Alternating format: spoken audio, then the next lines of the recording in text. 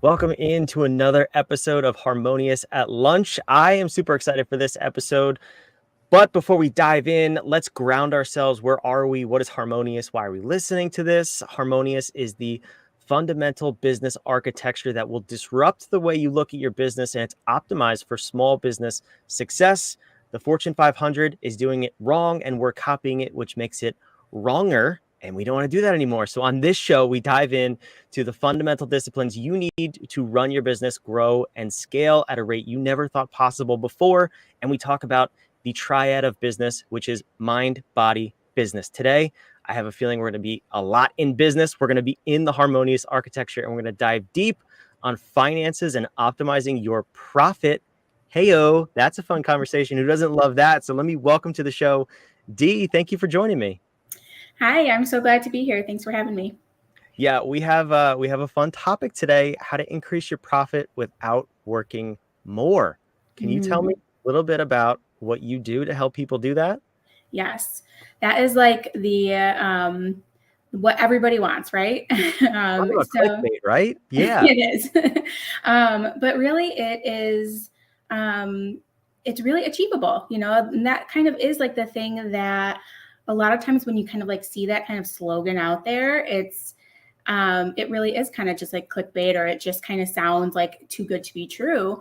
But as a fractional CFO and profit strategist, we really work on understanding what the key drivers in your business are, or the key areas where maybe things are working well, and work on optimizing those so that you don't have to work more, that you can just let your business, the areas of your business that are already shining, just continue to work and earn that additional profit for you, as opposed to having to take on more clients, work more hours, and all of that. So it's really kind of jumping in, understanding, the ins and outs of different areas of your business and where those strengths are, and then leveraging those in your strategy. I love this so much already, because I think a lot of consultants, which you could put both of us in that category, obviously, but I think more operational consultants and business generalized consultants, if you will, they focus on what to do and the more of the things that you should be doing as a business owner, as a business, whatever. And our personal philosophy and what we say all the time to our clients is we spend more time telling you what not to do than what actually to do. And it sounds like that's coming through when I hear your answer to that question. Yep, absolutely. It can definitely be the same thing, right? Like you can, do certain analyses in the business and learn like areas where things aren't working well too, right? And, you can see, okay, for example, one of the things that I do a lot is we'll do like a project profitability analysis, where we look at your profitability for projects and by project type.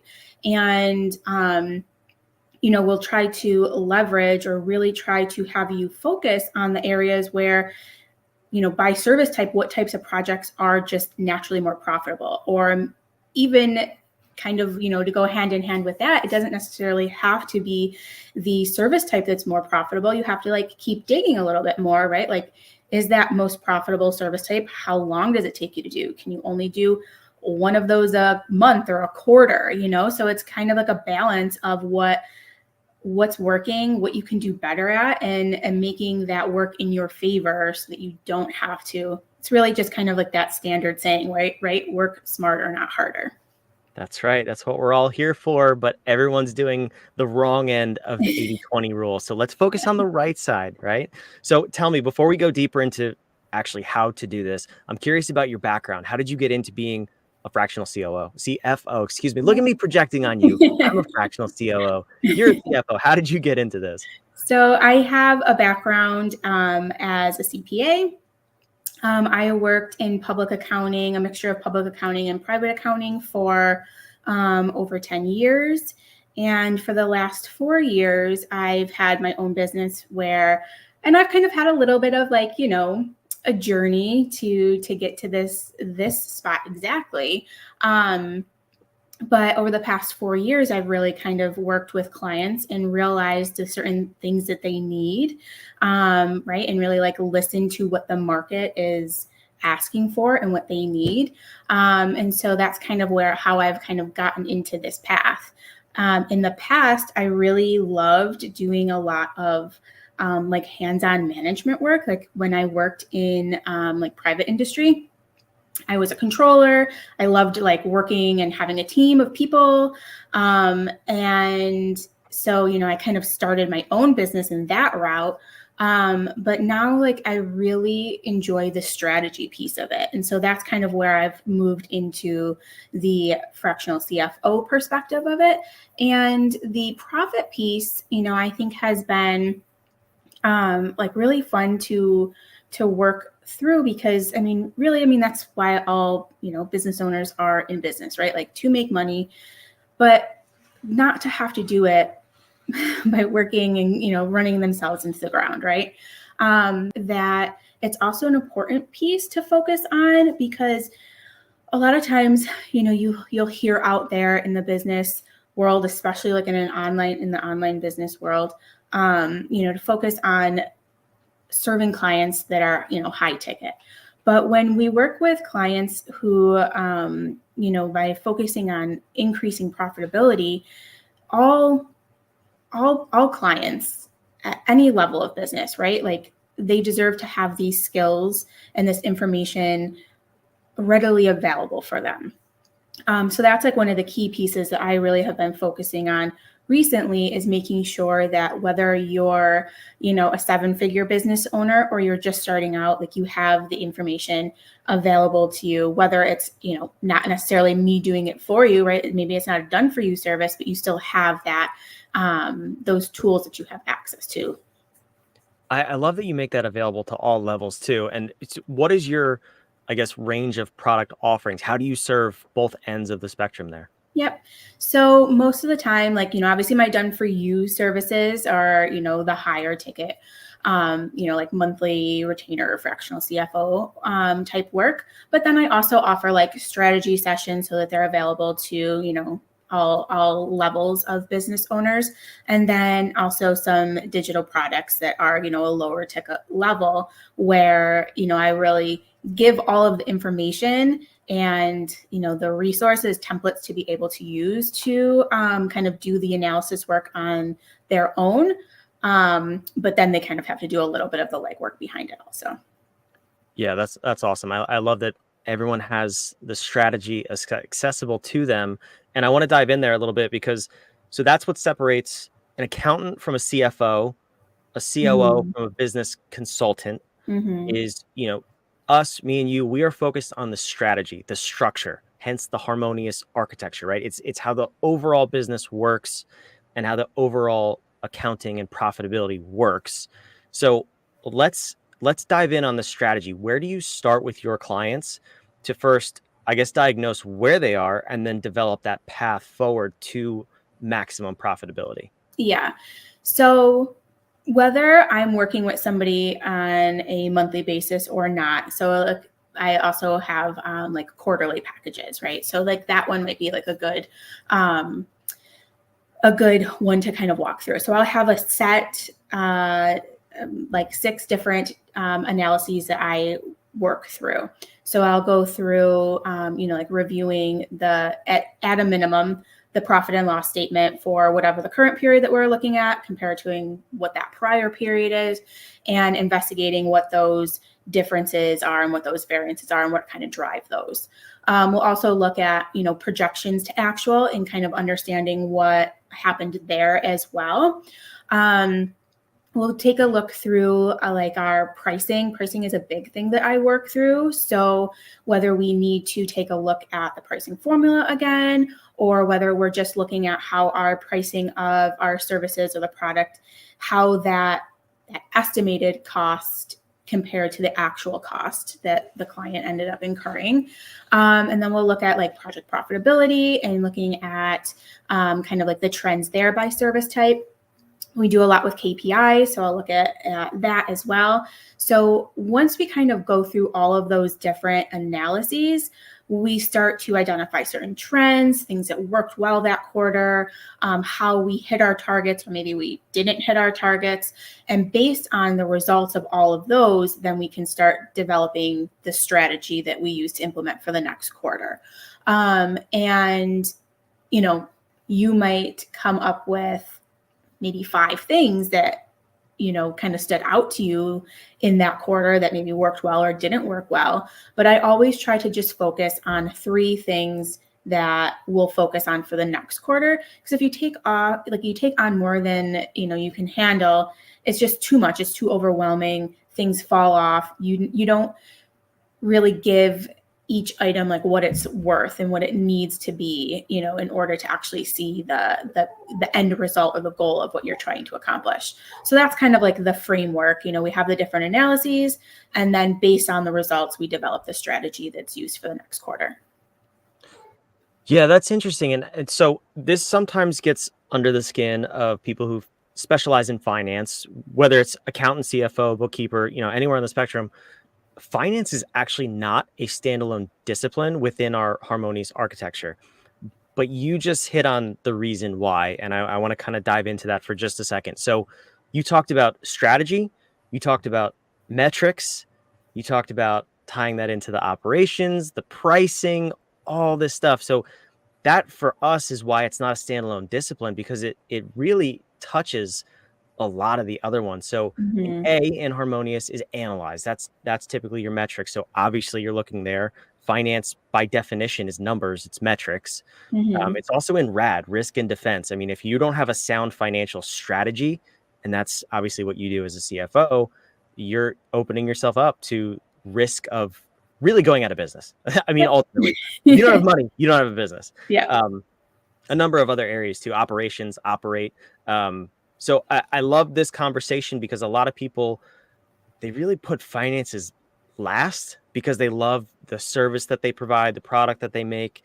And it's kind of backwards because, like I said, if Mm-hmm. you don't have money, like if you're not making money, you're not in business. Yeah. So then talk to me a little bit about, if let's say you're talking to me, what does my business look like if I need to hire a CFO or I need to work with you? What Mm-hmm. what does my business typically look like, or your client's business typically look like when they approach you? Yeah. So for a client that is looking to have like that monthly retainer, typically we say, you're at like that, at least like 500,000 of like annual revenue. And it's really when you're kind of getting to the point where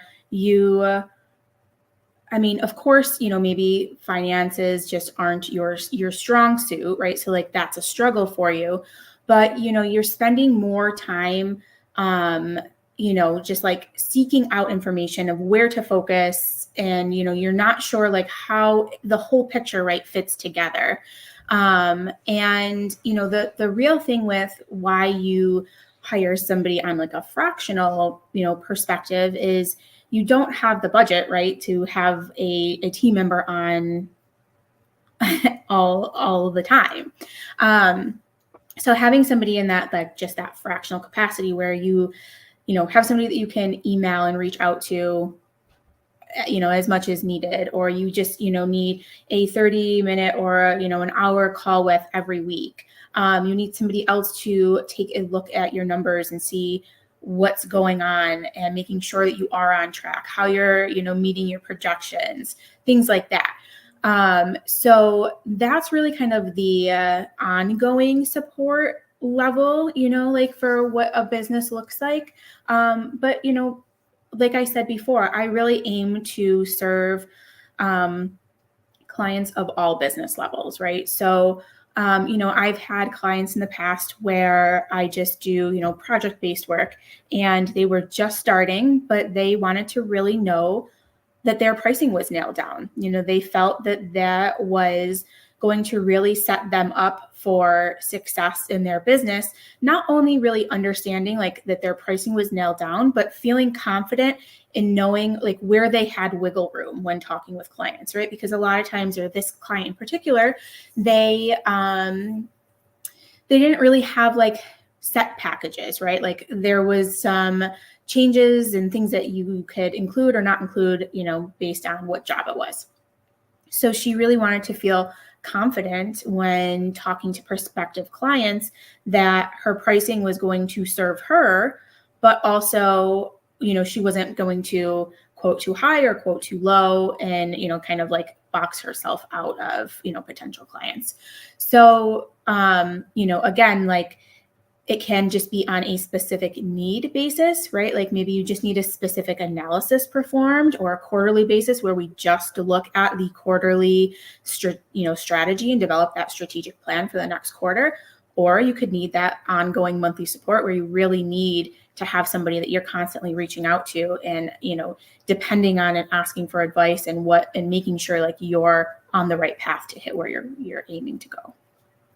Yeah, that's so important. And we do the same thing with our clients, not in terms of finance, but in terms of planning the direction of your business. We do it quarterly, and you do need to review your business, your finances that often. But most people just review their finances at the end of the year and on April 15th. Yeah. And you're just set up for failure if that's all you're going to do. Yeah. When you look at things at the end of the year, I mean, I'm sure, of course, let's at least make sure we're doing that. But at Okay, that point, good foundation. Yes. Yeah, you can only respond to things reactively at that point. You know, whereas if you are looking at things quarterly, you can see the trends, you can see how you performed on a, you know, short period of time, and you can start to implement changes quicker, and you're more proactive in your response to what is going on in your current business environment. And that will help you to see, right, like the increases in profitability, or just, you know, in general, like whatever it is that your current goal, you know, is to attain, you're going to start to see that, work, as opposed to if you're just looking at something annually. Yeah. So if you get nothing else from this conversation, just understand the COO, the CFO, the C-suite in general is looking forward. And yeah, we're reacting to things that have happened, but we're also focused a lot on planning and strategy and directing the business. So if you get nothing else, do that. Do that in some capacity.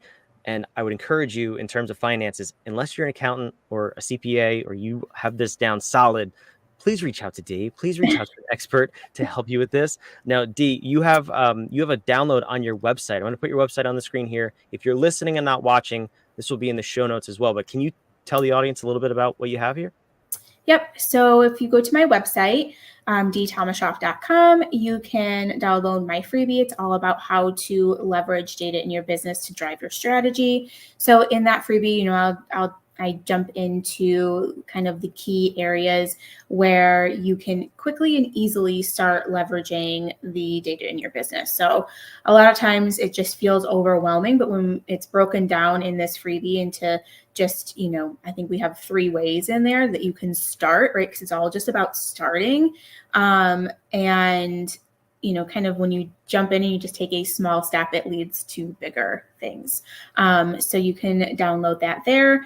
And you can also follow me on Instagram. My handle is dthomashoff again.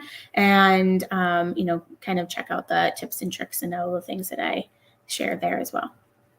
That's awesome. I was going to ask you that next. Where can we follow you? You've answered that question. So again, for those of you listening, watching, I'll put all of that in the show notes down below on whatever platform. This has been a great conversation, and I'm so glad you didn't come in with, you know, specific tactics to increase your profit, because strategy-wise, business growth and profit-wise, I mean, it varies, and you know that, but every business is unique. So thank you for that. And that's how I know that you are a respectable professional, because I always like to make fun of the people that are like, the 3 ways to increase your profit. Yeah. For who, right? Yeah. Yeah. So thank you for that. Thank you for coming on. This has been awesome. And listen, for you watching, listening, I appreciate you. We do this for you. I hope this helped. If you need more insight into your finances, into your financial strategy moving forward, website's on the screen. It's in the show notes. Go download the freebie. And also, if you want to figure out how your business touches finances, all the different disciplines that touch finance and how your business is performing, we have our assessment that I talk about all the time on this show at whatif.com. It's our BAD assessment. It'll give you a live score in all 10 disciplines, and I can tell you exactly how your finances are showing up. And then I can send you on over to Dee and say, here is how this business is performing. Please fix it. And she will. So go ahead, download both things. Go take our assessment, download Dee's freebie, and be sure to like, subscribe, comment, do all those beautiful things on whatever platform you're on. And we'll see you on the next episode of Harmonious at Lunch. Thank you for watching and